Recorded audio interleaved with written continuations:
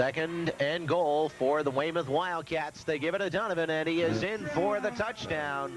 So Joe Donovan from 2 yards out runs it in, and Weymouth has closed the Quincy lead. It is 28-13. Well, they're right. Weymouth is right back in this ball game, Charlie, and you know, we've seen some great catches tonight. I don't know. I couldn't see that catch over in the corner over there, how he ever caught the ball, but I did see Stanton run left and get trapped. Somebody had him by the sleeve, tried to pull him down. He shook him loose, ran back all the way across the field to the right again, and threw to the receiver, who I couldn't pick up over the corner. It was Taylor. Taylor, 82. Jim Taylor. And he made a fantastic catch on the 1 yard line. And of course Donovan ran it in from the one. And they're going to go for the two right now, I think. Yep. They go for the two. As Stanton, one man in the backfield, some movement in that Quincy line, and no flags. Yep. And Stanton is hit and taken down, and everybody looking for a flag, and there were no flags, so the try for the two is no good, as Weymouth, I think, relaxed, thinking that the play was going to be blown dead, so the try for the two is no good. It's 28-13, Quincy with the lead over the Weymouth Wildcats, and let's send it down on the field to Mike Tucker. Mike? Yeah, the big thing here on the sideline is that pass at the 1 yard line. They were all saying it bounced at least once, maybe twice in the kid's arms. They didn't think he caught that ball. And also an update on Mark Nutley. He's in the dressing room. He's sitting down. He wants to get back in the ball game. Well, that's good to hear. They're glad to hear that. We'll put that right on so his parents know. All right, thank you much, Mike. Yeah, they brought him right down below us through the tunnel instead of taking them out to the side. So. The Nutley family doesn't have to worry. He's sitting down wanting to get back in the ball game, so he's perfectly all right down there. Sign. It's a good sign. So no worries at home tonight. And let's see what Weymouth will do, whether they will try an onside kick it or not. I don't know what happened on that extra point, Charlie. It looked like, again, of course, Weymouth has been moving that ball. The center, or they haven't, the synchronization between the center and the rest of the line has been off, and maybe there was movement, and Quincy just came across and made the tackle, and they didn't throw the flag. It looked like Weymouth was. Weymouth expected them to throw the flag. They're going to throw the flag, and all of a sudden Stanton was down on the ground. As Stabana gets the kick, and he's up to the 35 to the 36-yard line. It'll be first down and 10 for Quincy, and if Keith Nickerson is down in the Channel 3 truck, maybe they can roll that point after back because it was a very strange situation. As a busted play, to say the least, and Mr. Nutley is walking out under his own power, and he is fine. Pass out in the left flat to Robbie Kane. He's to the 45 and out of bounds. And I think we have another, well, Quincy player a little slow to get up, but he's okay.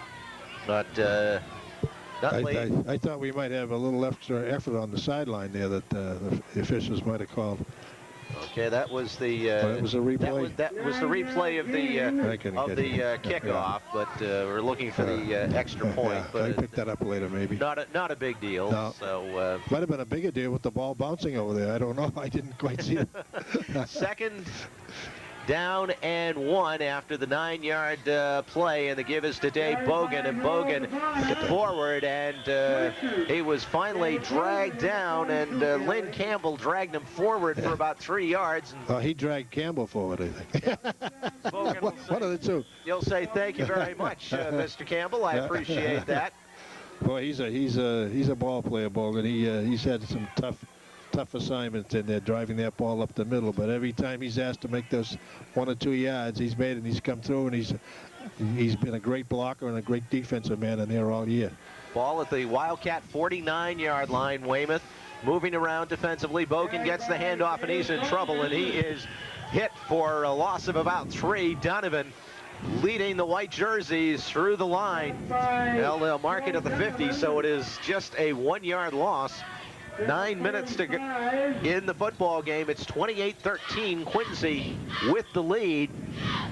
We'll have football tomorrow afternoon. Again, 2 o'clock kickoff over at Boston College High School. North Quincy and Don Bosco in a non-league game. And we will have that one for you tomorrow afternoon. Quarterback, play action fake, pass play out in the right flat, looking for Brian Clifford at the 39-yard line. And he overthrew him as Clifford out there was open, but the ball just a little bit overthrown. Well, that's where you want to throw the football when you're leading like this. You want to throw it down long, and so there's nobody behind your intended receiver. Nobody's going to pick that ball up. That's the type of pass you want to throw. If you're going to overthrow it, fine, but nobody's there to pick it up. Quincy comes out, 3rd and 10.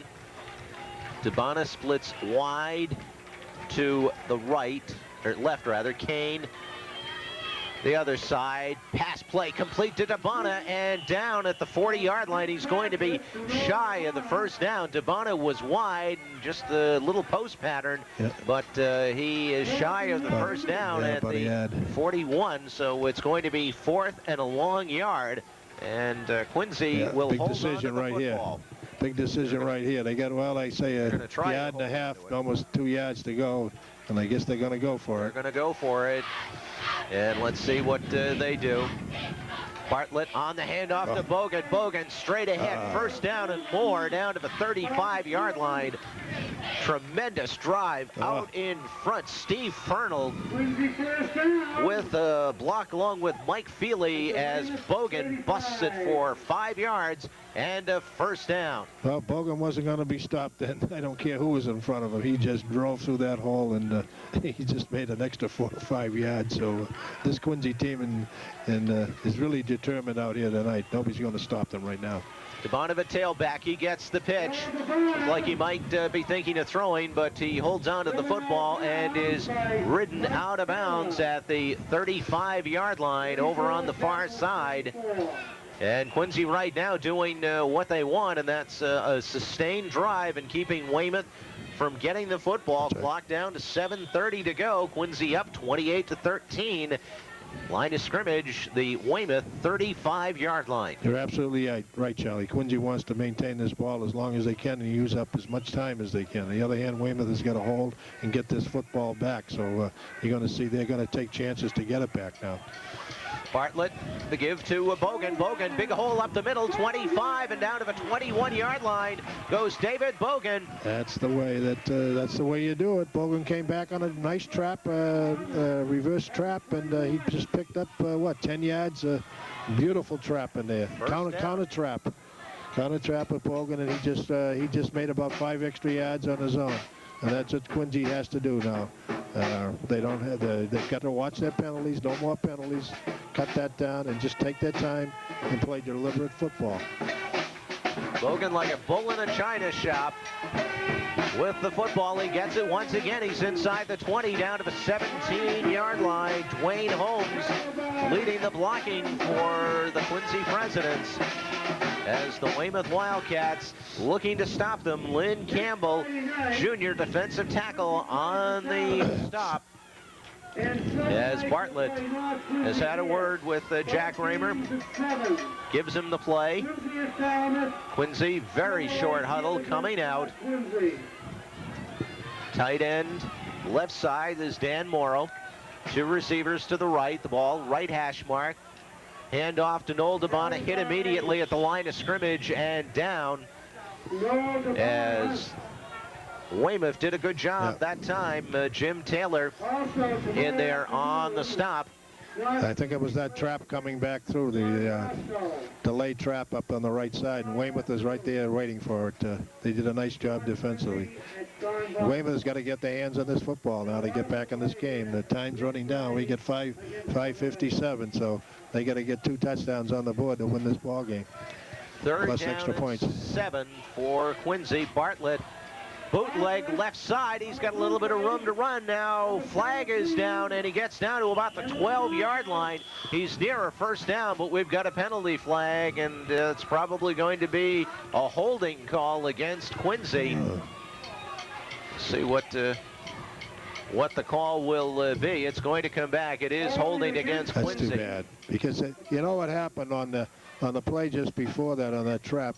Bartlett came out here, and there was nobody containing over here, and he saw it, so he called the same play, but he kept the ball himself, and he came out and he broke contain, and he made some good yardage out here. But somebody used their hands illegally and called that play back. But it was a nice call on the quarterback's part. Call that a naked bootleg, maybe? Yeah, it's a bootleg type of bootleg play.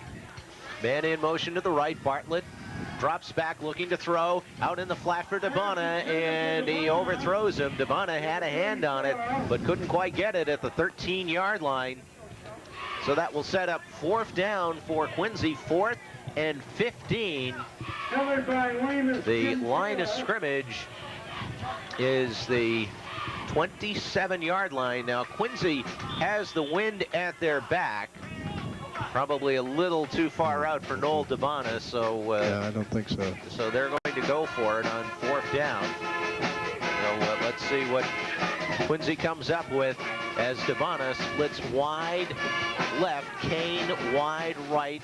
Weymouth moving around in the line. Bartlett looking for Kane, and he overthrows him out of bounds at the 13-yard line over on the far side. So Weymouth holds, and they get the ball with 5:11 to go in the football game. It's 28-13. Quincy leading Weymouth, and we'll be back in 30 seconds.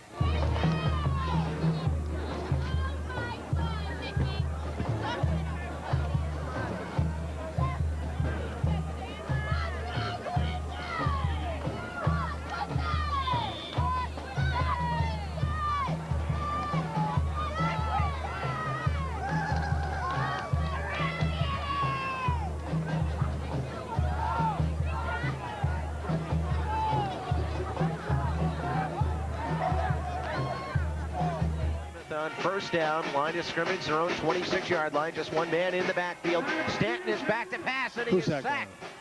Sacked by David Bogan at the 17-yard line. Bogan came busting through by himself, and Stanton had nothing he could do but eat the ball.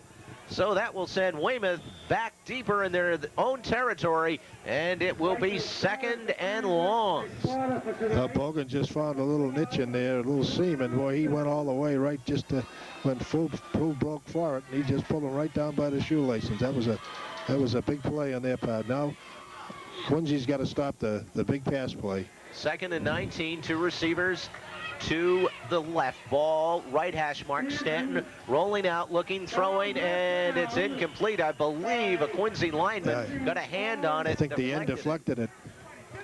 So it's an incompletion, and we'll set up 3rd and 19 for Weymouth. That stops the clock with 4:22 to go in the football game. Quincy with a 28-13 lead over the Weymouth Wildcats. Well, that certainly took 2 plays right away from Weymouth.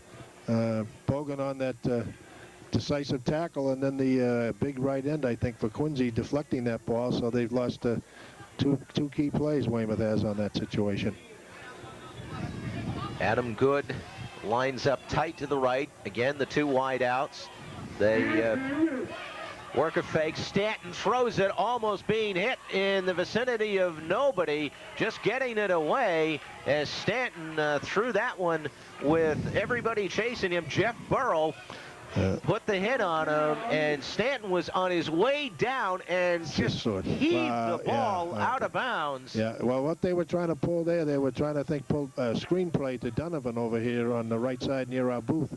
And Quincy smelt it. I could see that they just they had it pegged right away, and the Quincy players just went right into that screen, and he saw that, and he just flipped it downfield. He knew he couldn't throw that screen pass, so here they are in a kicking situation now, Charlie. Stanton, he's got a long way. It's 4th and 19. He faked once last week against North Quincy, but he's deep in his own territory, and he is going to punt it away. He line drives it, and it bounces at the 45. Weymouth will down it. Adam Good will down it at the 46. 4:04 to go in the game. It's 28-13. Quincy leading. We'll be back in 30 seconds.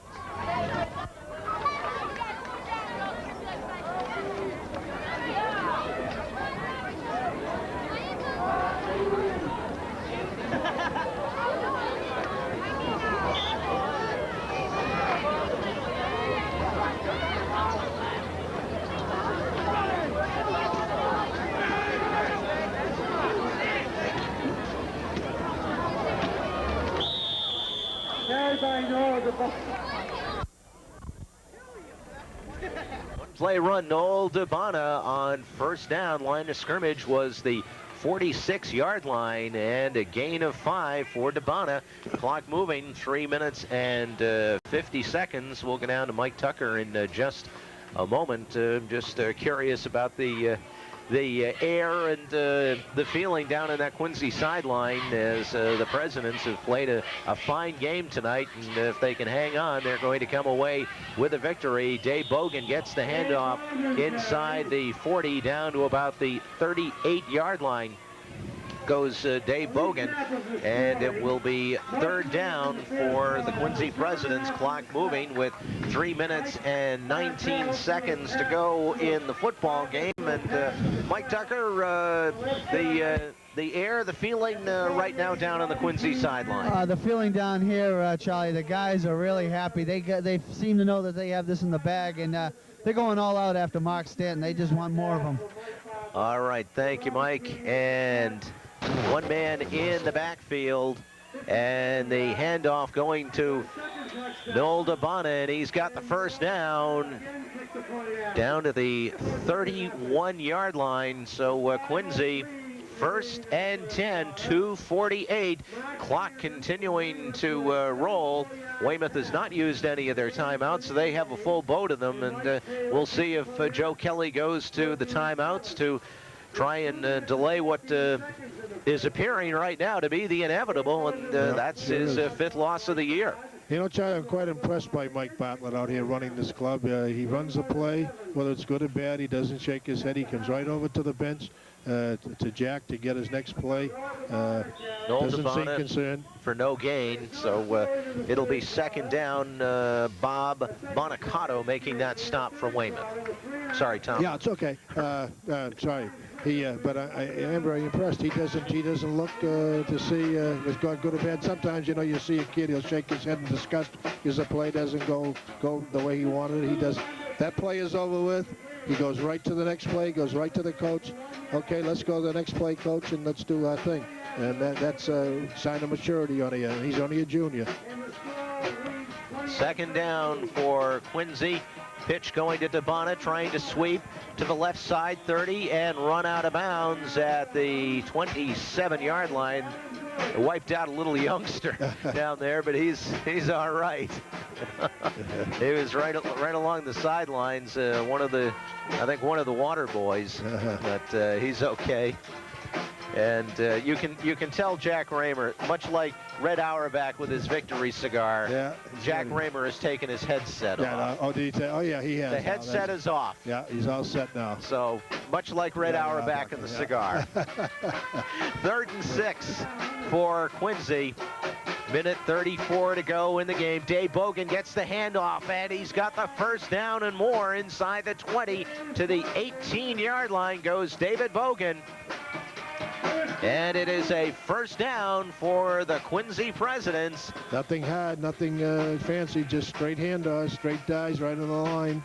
And they're going to hang on to this football, and they're picking up great yardage. They're picking up 8 or 9 yards a clip. 9 o'clock.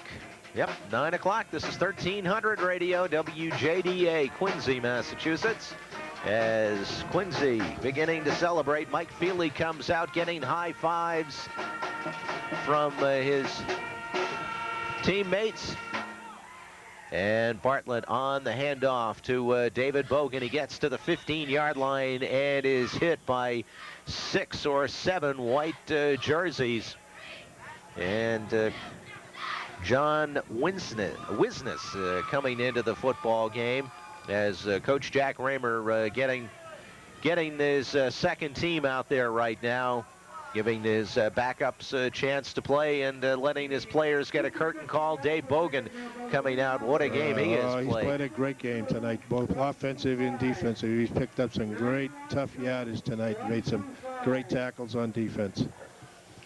As Bartlett stays in at quarterback, but he's got a pretty well brand new surrounding cast as Jeff Cassetta gets the handoff and is hit. And Quincy need not run another play as they begin to hoop it up and celebrate. 3 seconds, 2, 1. That is the end of the football game as the Quincy Presidents have won their second in a row as they defeat the Weymouth Wildcats 28-13. The two teams are shaking hands right now out in the middle of the field, and a gallant try by this Weymouth football squad who really was outplayed early on and just couldn't get back into it, but a fine effort for both teams, Quincy and Weymouth. Coach Jack Raymer over to shake the hand of Joe Kelly, and now Bart Weber, one of the assistant coaches. And we're going to take a timeout of 2 minutes, and then Mike Tucker will join us down in the field to talk to Jack Raymer. We'll be back in 2 minutes.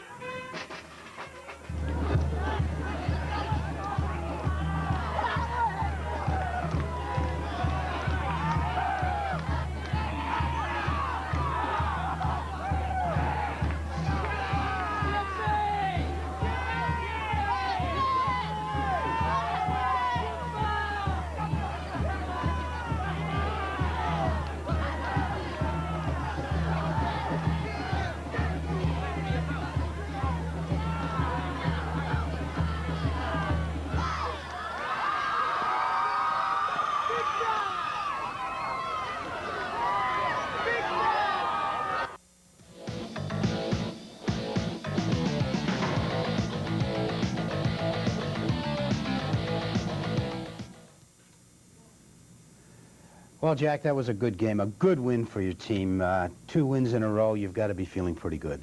Well, you know, again, it's the way we thought we could play, you know, all along, and yeah, I thought a very convincing win on our part. We got off to a great start, and defensively after that first quarter, that had to be one of the wildest first quarters of football that I think maybe they've seen here on cable. But there was scoring back and forth, and but it was a great win for us, and we felt great about it.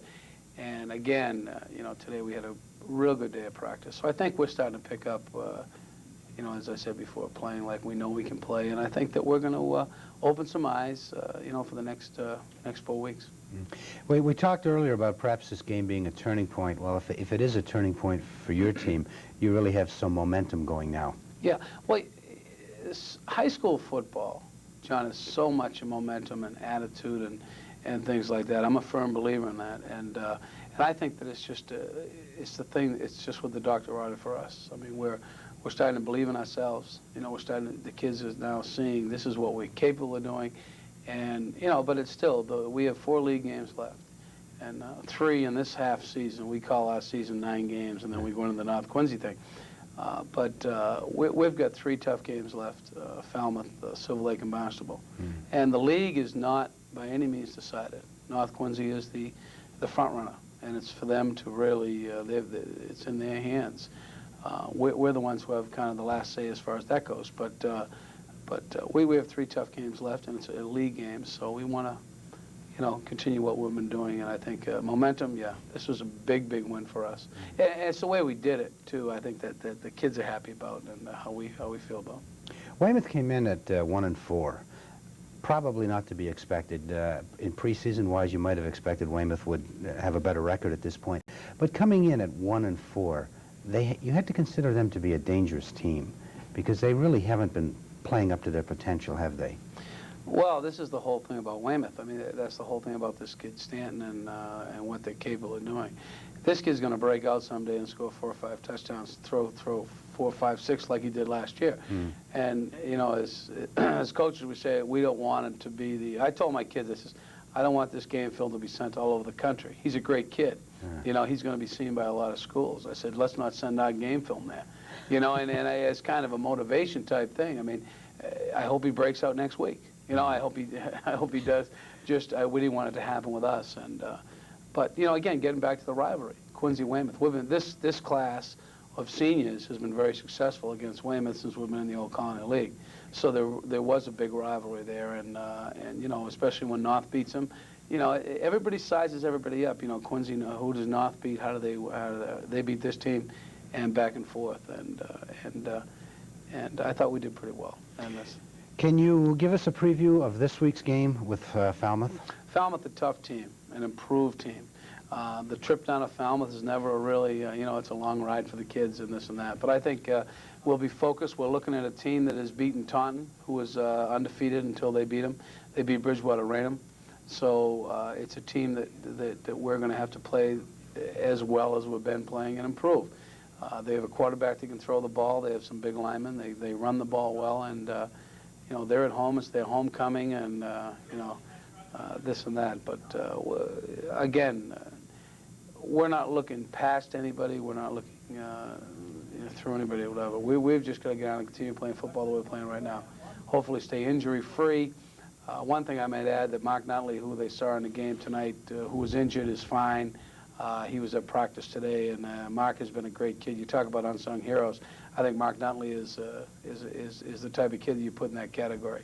He's done a great job for us at guard and at center, and he was hurt a little bit. He got what they call a stinger, a little thing, but they took all the precautions they had to do, which they do. They do a great job as far as medical goes. But Mark is fine. He was back practicing today, and he'll be back in there next week. So that's good news as far as that goes. But we're looking for a tough game. We're going to have to play as we've been playing the last 2 weeks, hopefully to come out with a 3rd one in a row.